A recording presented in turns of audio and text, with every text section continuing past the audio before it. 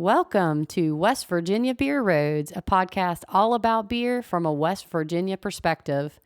I'm Erin McCoy, here with my podcast partner, Charles Bockway. Thanks, Erin.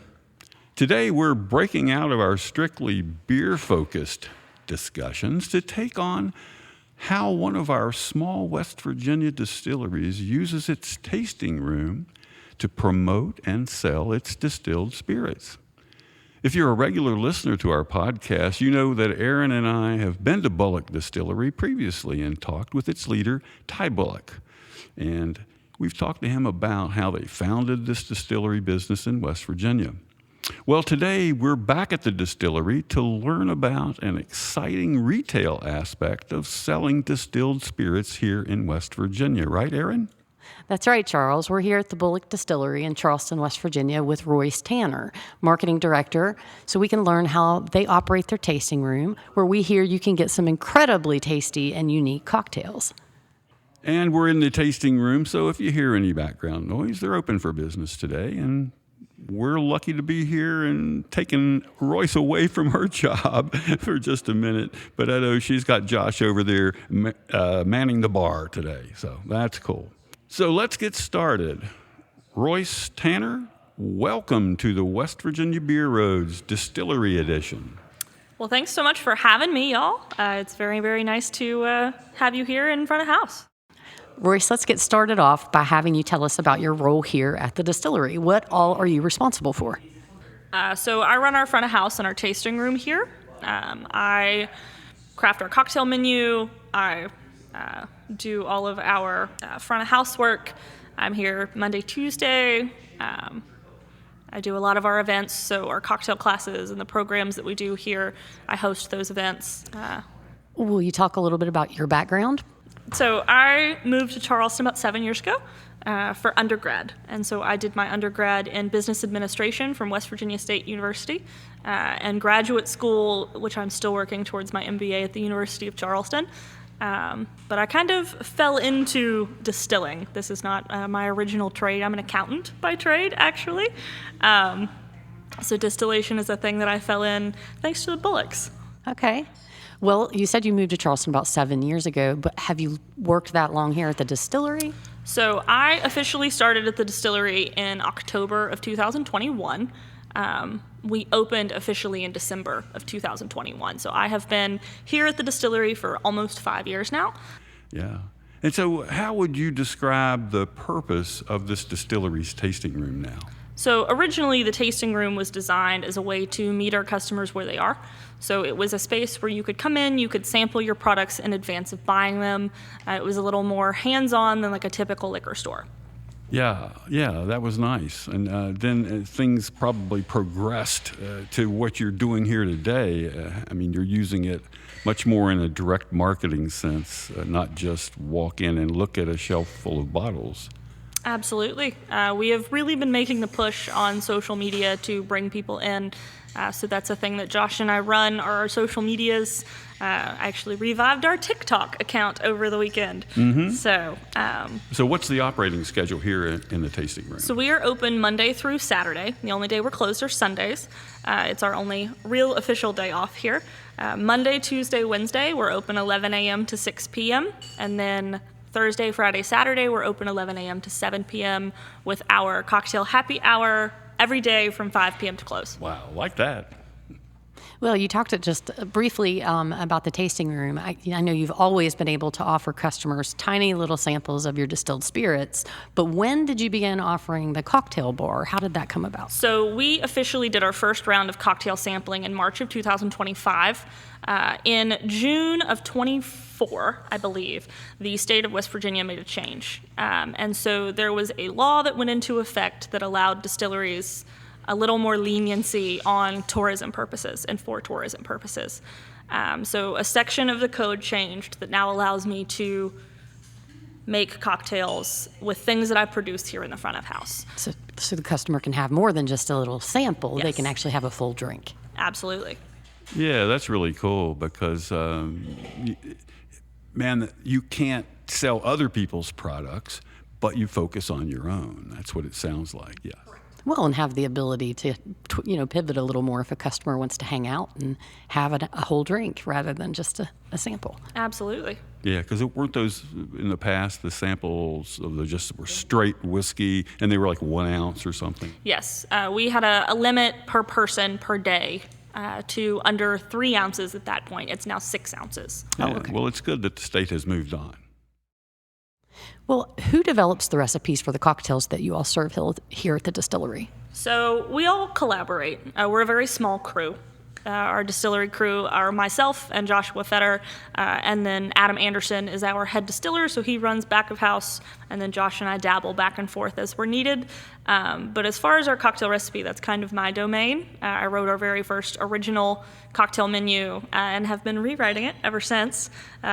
But Josh has written a few that have gone on the menu. The Tiki Mule is one of Josh's cocktails. Yeah, I love that. We're going to hear some of that creativity, guys, because I think enough talk about the cocktails. I'm ready to try a couple of them. So can we do that? Are you making the first one, or how's that going to happen? Let's Absolutely. I can go make us our first one. All right, so we'll be right back with, we'll find out. Yeah, a special cocktail. And we're back. Royce has brought over 3 beautiful cocktails, one for each of us. Royce, what are we going to sample? So this is our house old fashioned. In my opinion, we have one of the very best old fashions in the city of Charleston. I've sampled a lot of them. This is our Carswater Select Bourbon. So this is the award winner that we sent off to San Francisco for the San Francisco World Spirits Competition. It is a 10-barrel batch. It is a fantastic release.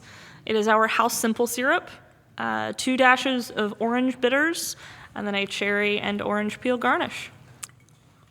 It's quite fantastic. Definitely like this Carswater bourbon. Mm-hmm.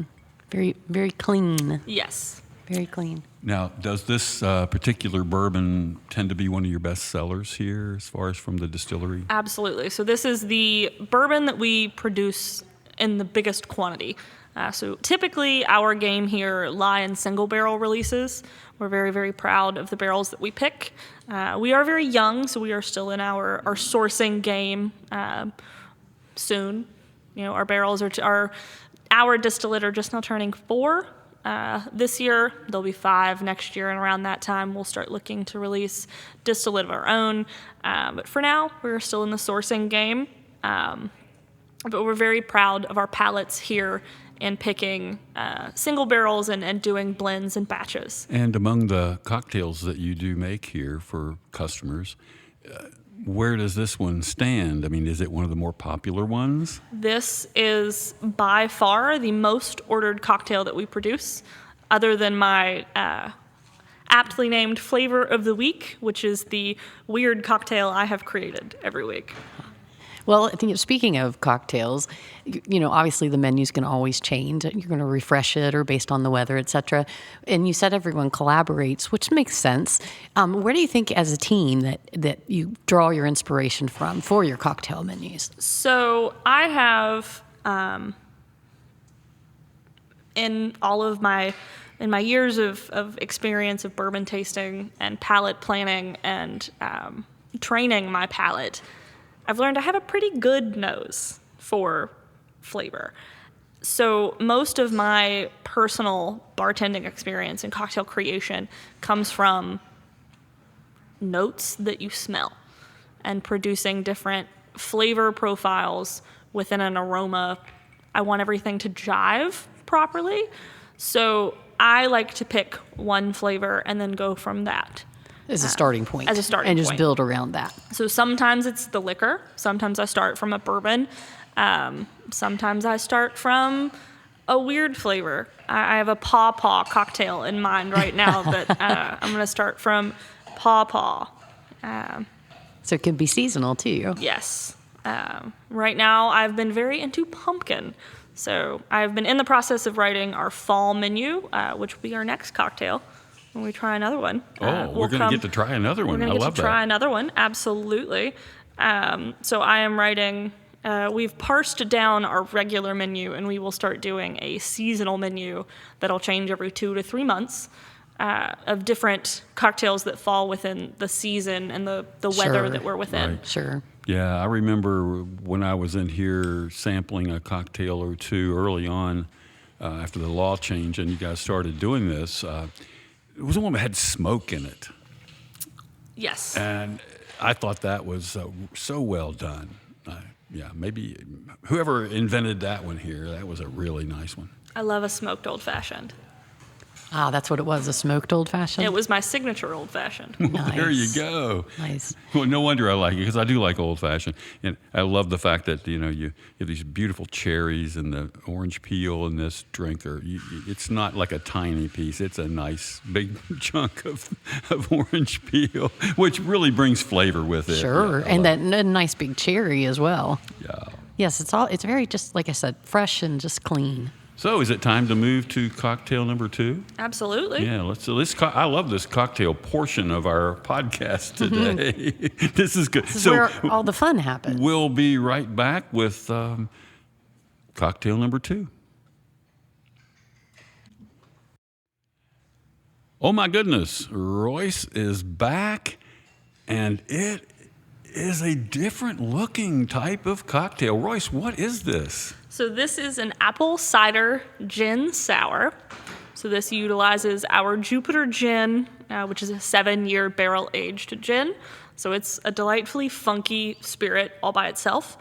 Apple cider, our House Demerara simple syrup, an egg white because it is a proper sour. So your froth on top is because of the egg white. And then my house salt and sorghum bitters that I make out of our gin.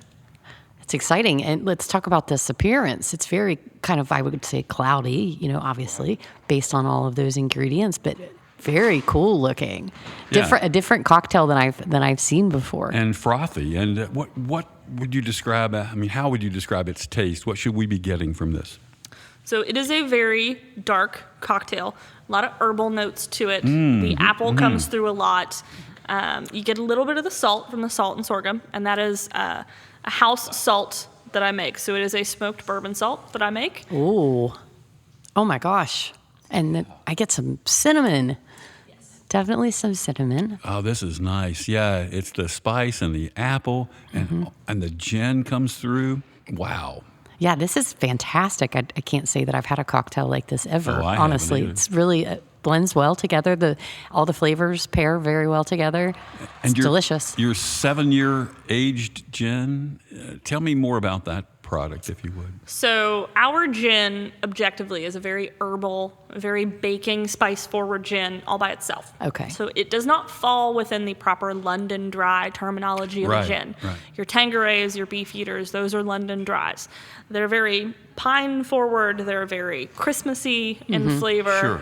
Our gin falls under the Old Tom designation of gin, which Yeah. is a very baking, spice-forward, very barrel-aged gin. But it still has the juniper berries It flavoring does. it because that gin has to have that to be a gin, really. So, but that's just not the piney stuff is not your signature. It's the other things I know people don't like to tell always what's in their botanicals, but do you talk a little bit about your botanicals in the gin? Absolutely. A few more that we haven't heard. So juniper obviously is the main flavoring thing there. You're going to get a lot of basil, a lot of herbs. One of my favorite gin cocktails is an herb-forward cocktail. I grow all of them here in house. So basil, a little bit of mint. Your anise is going to come, or anise is going to come through a lot. Coriander, cardamom, cinnamon. Those flavors are within the gin. This is a beautiful spice rack, man. It absolutely is. There's a lot going on in this. And then we use used barrels. So used rye whiskey barrels. After the rye has been dumped out, gin is then added in for a secondary aging. Yeah. So, like you were saying earlier, this is not your typical London Dry gin. It's not your Beefeater, your Tanqueray, even though they're also flavored differently. But they're still much more similar to them. They're fresh gins. They're not aged. They haven't been in a whiskey barrel like this one has. So, yeah, that's a very unique product. And Daggone, it's good. Once you put them in the barrel, the rye barrel, how long do you leave them for the second go round? So the Typically. very first release we did of it was at 3 years, but they just keep getting older. So this round just turned 7 about 6 months ago was when we did our most recent release of gin. And this is our Jupiter gin release in honor of Charlie Jupiter Hamilton. So this is a charity bottle for us. We donate proceeds from the sales to the, it's now called Peak Living Services, but it used to be the Rourke Sullivan Lifeway Center. And then the Kanawha Charleston Humane Society were 2 of Charlie's favorite charities. Yeah, it's great to hear that Bullock Distillery is supporting charity with their product sales. That's so good to hear, and I love to talk about that. A lot of our breweries, or I shouldn't say a lot, some of our breweries do that, and I love that aspect of this industry. So it's good to hear, and I compliment you guys at Bullock Distillery on that. Well, wow, that was very fun, and I can see how selling fancy cocktails could get customers excited about your spirits. So I'm guessing that after offering the cocktails, you try to sell bottles to go. Can you talk a little bit about how that works? So the original intention behind building a cocktail menu was so that the Bullock Distillery becomes your one-stop shop. That you come in, you sample a cocktail, you go, oh my God, I love this drink. How do I make this at home? My recipes are absolutely meant to be shared. I am a person who believes that food and drink and cocktails are a labor of love, and it's a love language of my own. So I enjoy feeding people. Understood. And I enjoy making drinks and giving you something to enjoy. No, I enjoy your drink giving right now. This is a very good one. So I love to share. I love the collaboration. So I actually run, it's part of my link tree, which is available on my Facebook and on my Instagram, my archive, which is a listing of every cocktail I have ever written. That's cool. You've kept track of them, and you should. I'm glad that you have. I'm sure anybody in your situation might be, not as precise about keeping that list, and I imagine that the more you make, the more important it is to keep track of what you've made. Absolutely. I write about 100 cocktails a year. So new mixes, new necessary flavors. Evil. It's very necessary to keep track. But the intention is that you fall in love with a drink and you buy the bottle that goes along with producing that cocktail, being able to take it home. One of my favorite things is when somebody calls me later on, or I see it on Facebook, I fell in love with this drink and it's now what I make at every Thanksgiving. I take it to every Christmas party. Yeah, that's the kind of feedback you love to get. Absolutely. That's cool. Well, let's talk about the distillery in terms of, do you have any special activities and events here at the tasting room to help build your customer base? Absolutely. So every third Thursday of the month, we run a cocktail class here. So we started our cocktail classes in October of 2024, way before we started our cocktail menu. And we started releasing an event where you could come in and you could learn how to make these drinks at home. You learned what the process of building a drink was, what the process of using the barware was. Because the scariest thing about getting into cocktail making is not understanding how the barware works. I can relate to that. Of learning what the difference between a Hawthorne strainer and a Juliet strainer is, and the difference of shaker tins, and the fear behind it of not knowing what you're doing. So the whole intention was to make it a palatable experience, to make it something that anybody could step into and enjoy. Mm-hmm. Yeah. It's the perfect date night. It's the perfect girl group event. I don't just do these here. I do them with bars and restaurants outside of the Bullock Distillery. I've done several in Fayetteville. I've done a few in Huntington. I'm always on the lookout for a new bar or restaurant to partner with to do a cocktail class. So Royce, how would someone who wants to do that, who wants to have you come and do a to partner with you, specialty cocktail presentation, how would they get a hold of you, and what should they do? So you can always email me. My email is on the website. It's either info@Bullock Distillery or my first name, Royce@BullockDistillery.com. You can also email Dusta. Her email is actually on our website and our Facebook page. Dusta, I might say, is your sister. Dusta is my older sister. She is one of the 3 owners older, here. Yeah. And yes, and she's, as you Or said, I'm the older. It's always fun to say that I'm the older sister. but because you've worked here longer, the more Who knows? experienced sister Yeah. in the distillery. But business. anyway, yeah. So that's cool. Yeah, that is really neat. In terms of the actual cocktail classes that you were talking about, which I think is great because, as I said, I can relate myself. I get unsure about making cocktails at home in particular. If one wants to go about signing up for something like that, for the distillery itself, is that like a reserved event? And something you put on your socials? So I release both to my email marketing list, which you can join in front of house or on my Linktree. We send out an email at the beginning of the month with a listing of what the cocktails are, what we're going to produce, if there's a theme for it. 2027's cocktail classes are all themed. I've already started writing the drinks. Oh, I love that. Exciting. So August specifically is folklore themed after very Taylor Swift's folklore album. Very So cool. it is. I'm a Swiftie at heart, so it's a very Taylor Swift focused class. I wrote a lot of very fun cocktails while listening to I own a vinyl. We run our vinyl record player here in front of house, so you can always I pop in and saw do that up front in the corner there. Oh, yeah. Yes. So anyone can bring their own. Anyone can bring their own. We've got a few regulars who pop in with new records. Ah. I bring a lot from home. Josh brings a lot from home. We're all very big on physical media here. Same thing goes for our games corner is always open to you. Card games, board games. That's We bring cool. those things in. Wait, before we move on, I know you answered you can look all of it up on social media, but I really wanted to clarify, it's not a walk-in class. It's a reserved class. You can absolutely walk in. Oh, you can? Okay. I can seat This up is to why 20. I wanted to know. Yes. So I can seat up to 25 people. Okay. We Okay. usually, by class date, have sold about half of the seats. So you can always call me. Okay. Call the shop phone. That's available on Google. It's on our website. It's on our Facebook. You can call the front of house, see how many seats are available. We've always got a few extra spaces set up that you can absolutely walk in. It's always the third Thursday. But the ticket link does go out on Facebook within the month leading up to that class. Sure. That's some really good information. Definitely put the links on our website part of this podcast, so they'll be there. Well, Royce, before we end this discussion, I want to make sure we've mentioned every type of distilled spirit that Bullock currently offers. So can you review those for us, please, along with prices for a basic 750 milliliter bottle? Absolutely. So currently we produce an absinthe, which is in a 375 milliliter bottle. That is the only size it's offered in. It retails at $42 pre-tax. We produce a White Dog Moonshine, which is typically available in 3 separate bottle sizes.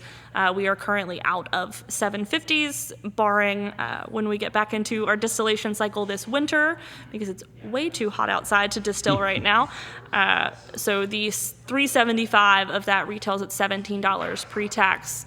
Our LeBlanc vodka, which is a grape distilled vodka, is also only available in 375 milliliter bottles currently. That retails at $30 pre-tax.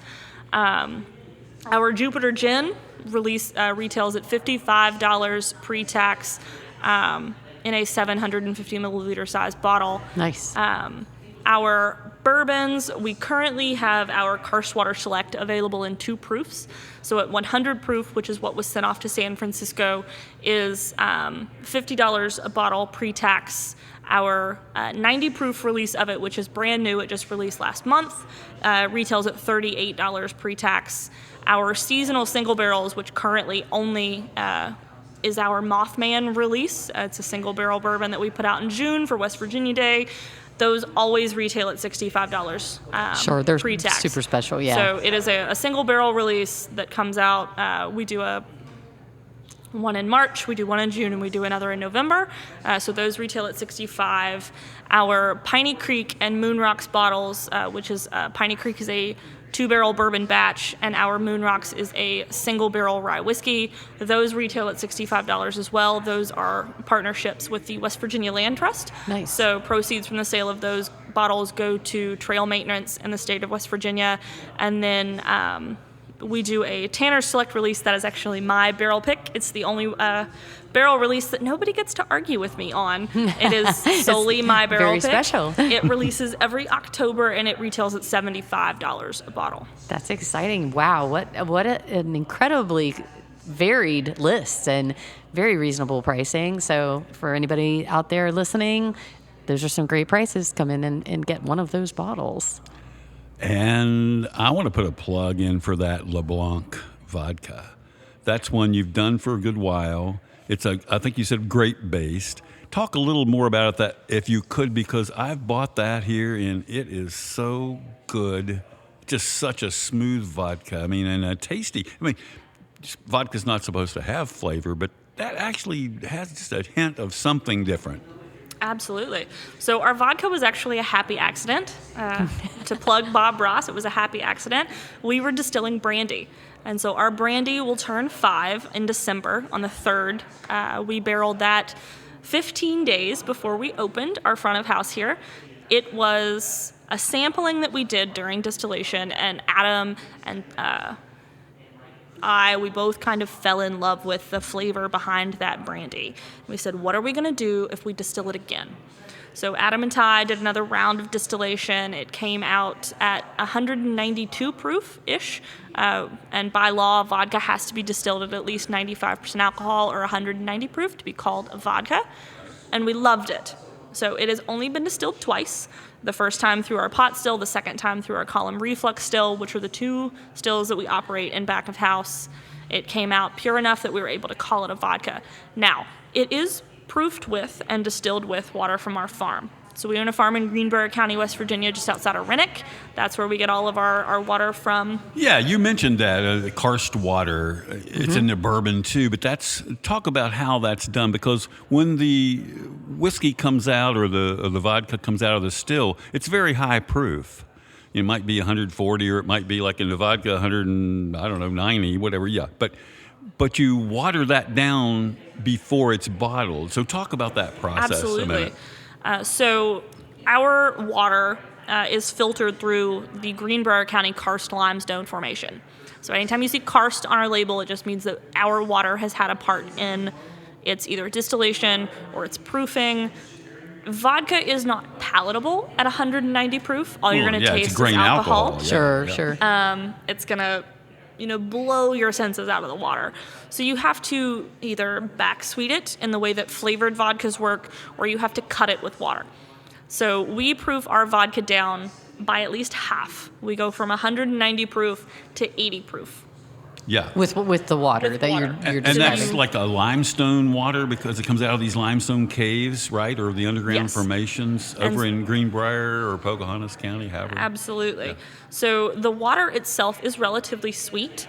It is filtered through that limestone, and limestone is different. You can either have very, very clean limestone water, or you can have very, very dirty limestone water. And we are blessed with a fantastic cave system that filters out all of the impurities, that filters out all of the things that you find in West Virginia water sources, your selenium, and all of the things that are left behind as byproducts of coal mining.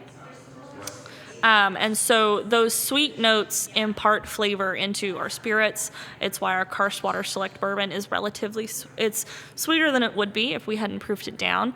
From 124 proof to about 100 proof is kind of where our barrels sit when they've come after their aging process. So that's really your signature, is bringing that special water to the distillery here in Charleston. But those caves that you collect the water from, they're like 100 miles away or something. How does the water get over here?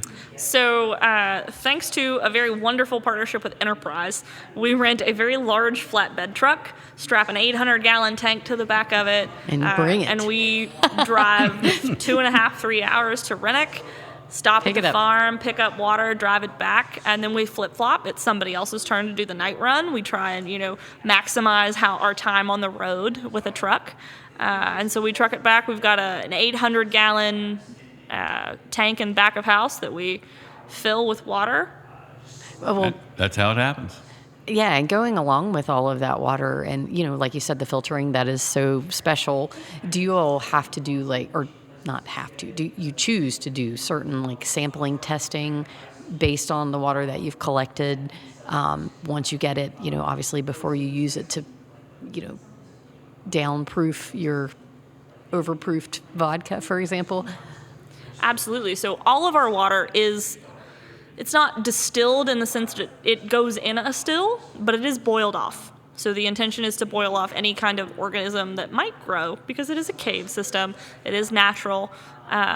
So we don't do any chemical treatment other than boiling. I can't imagine any would be needed, but We send it off for testing every month. Every month to 3 months, we are in the process of creating the ability to actually have it bottled and available for sale. So the end goal is to have it in all of your favorite restaurants. When they say still or sparkling, you can get a bottle of Greenbrier County karst water for it. Oh, that's exciting. So we have it available here in front of house for sampling. Eventually, it will be available for sale. It's one of John's pet projects right Well, now. all right, you heard it here. Bottled water, I assume, will shortly, hopefully shortly, be available here at the distillery headquarters in Charleston, Elk City, I should say. It's a nice little area here. Royce, have you noticed business picking up just because Elk City seems to be doing pretty well right now with other businesses? Absolutely. Our delightful little historic district is a very bustling, very popular place to open your business. We've got some fantastic boutiques that just opened, a lot of very young entrepreneurs. Very happy to have Ava Reed with Elizabeth Lee in, and Nola just opened up Goldenrod Kitchen, which is my new favorite coffee shop in Elk City. Yeah, well, even your tasting room, Royce, is sort of like a mini general store. I mean, you don't just offer your whiskey products and spirits, but you also have a nice selection of other Bullock merchandise, like some labeled clothing, Bullock labels on them. What all can people find here? So we do a round of, we do a whole lot of swag, as we call it, or merchandise and merch. So we've got T-shirts. Eventually, we will have bandanas. Do a lot of rounds of stickers. I personally am a sticker and magnet collector, so I love a good sticker, love a good magnet. But T-shirts and hats and leggings and different clothing items. But my most favorite thing that we actually do here is we're very committed to bolstering other West Virginia businesses. So, we are very fortunate to have a brick and mortar store here in our capital city. It's a beautiful space. We try to commit to having other smaller West Virginia grown products that don't have a brick and mortar space to allow them the ability to put their products in our store. Well, I mean, you don't have a lot of space, but you're offering other people's products here. How do you decide what you'll carry and what you'll feature here? So a new thing I'm trying to do is kind of a Willet cocktail. And so I'm trying to pick local West Virginia businesses that produce things that I can turn into a mix to drink. So I'm a big fan of West Virginia grown jams and jellies. We've got several from Jarhead Farms in Alderson, West Virginia. I've got a pickle guy who I'm working on a Bloody Mary mix with. I just saw those pickle jars over there. They're fantastic. He's right here in Kanawha County. He also makes our hot sauce. So hot sauce, Bloody Mary mix, we're working on that. JQ Dickinson is a very big thing that we produce here and that we sell here. Not produce here, but that we sell here. Flavored salts, too. Flavored salts, absolutely. Do you do the coffee still?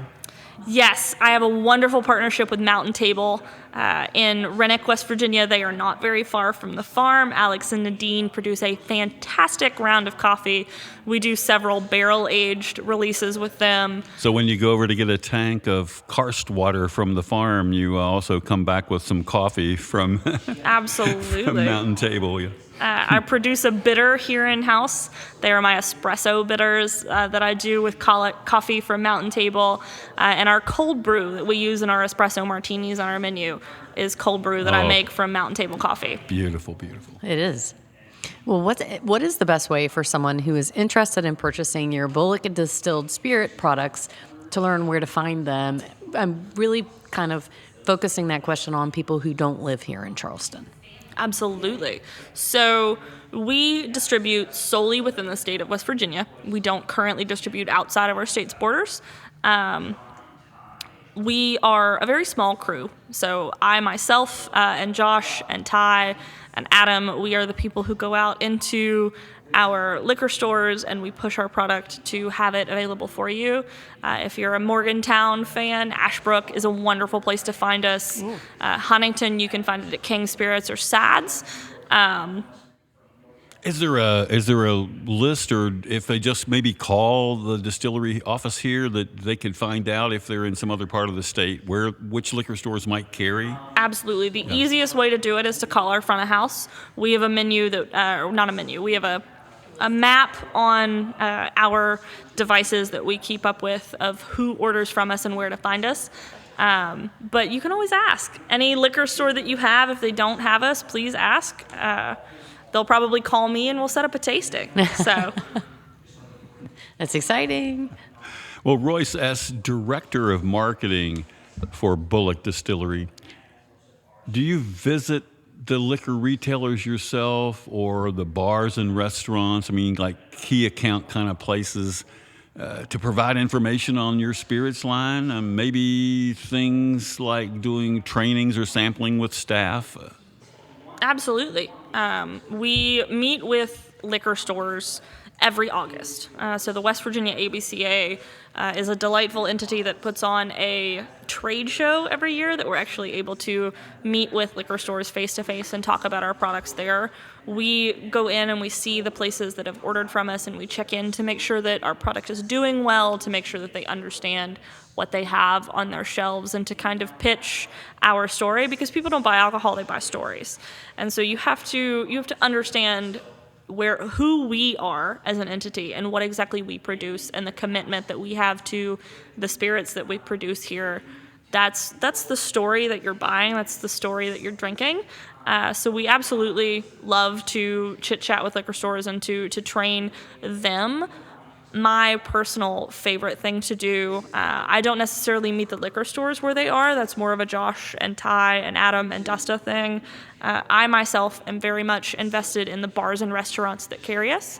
So my favorite thing to do is to pop into a bar and restaurant and to talk about who exactly Bullock is and what exactly they have on their bar, because the easiest way to sell a product is to know a product. So I'm very, very invested in our, cocktails out in the wild, the spaces that we're within, and to kind of push the story of Bullock and the history of Bullock and all of the things. That's important and It very is important. It is very important. Whatever. Before we wrap this up, how can people get a hold of you if they would like to talk to you about any of aspects of buying or selling Bullock products at their businesses? So the best way to get a hold of me personally is to email me. My email is royce@bullockdistillery.com. Josh's email is josh@bullockdistillery.com. So if you want to do an email, it's our first name. Easiest way to spell our first name is to find us on the website. There's a Meet the Team section that talks about us individually and our qualifications. Our phone number is 681-205-2770. And we'll have that on the website. You can for call. For Brilliant Stream on the website, yes. You can absolutely call front of house and talk to whoever's here. We all are incredibly knowledgeable about our business and the spaces that we are within. Any event that you want to have, we're always happy to do those things. So Royce Tanner, Marketing Director here at Bullock Distillery. We are very excited that you hosted us at West Virginia Beer Roads here, and we've really enjoyed the information that you've provided and the time that you have spent with us. So thank you so much.